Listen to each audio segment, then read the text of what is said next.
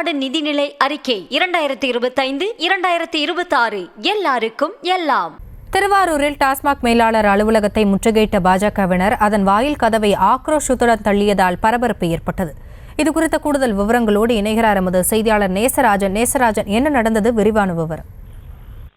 ஹாசினி, டாஸ்மாக் ஊழியரை கண்டித்து பாஜக சார்பில் சென்னையில் உள்ள டாஸ்மாக் தலைமை அலுவலகத்தை முற்றுகையிட்டு போராட்டம் நடைபெறும் என்று அறிவிக்கப்பட்டிருந்த நிலையில் போராட்டத்தில் பங்கு பெற சென்ற பாஜக மாநில தலைவர் அண்ணாமலை, தமிழிசை சவுந்தரராஜன் உள்ளிட்ட நிர்வாகிகளை காவல்துறையினர் தடுத்து கைது செய்த நிலையில் தமிழ்நாடு முழுவதும் அக்கட்சியினர் அண்ணாமலை உள்ளிட்ட பாஜக தலைவர்கள் கைது செய்ததை கண்டித்து போராட்டத்தில் ஈடுபட்டு வருகின்றனர். அந்த வகையில் திருவாரூர் மாவட்ட பாஜக சார்பில் திருவாரூர் மாவட்ட டாஸ்மாக் மேலாளர் அலுவலகத்தை முற்றுகையிட்டு போராட்டத்தில் ஈடுபட்டனர். அப்போது அலுவலக வாயில் கேட்டை அடித்து தள்ளி திறக்க முற்பட்டனர். தொடர்ந்து அலுவலக வாயிலில் திமுக அரசுக்கு எதிராக முழக்கங்களை எழுப்பி கண்டன ஆர்ப்பாட்டத்திலும் ஈடுபட்டனர். அதனைத் தொடர்ந்து அவர்கள் ஊர்வலமாக வந்து திருவாரூரில் இருந்து மன்னார்குடி செல்லும் நெடுஞ்சாலையில் அமர்ந்து சாலை மறியல் போராட்டத்தில் ஈடுபட முயன்றனர். அப்போது காவல்துறையினர் தடுத்ததால் பாஜகவினருக்கும் காவல்துறையினருக்கும் இடையே தள்ளுமுள்ளு ஏற்பட்டது.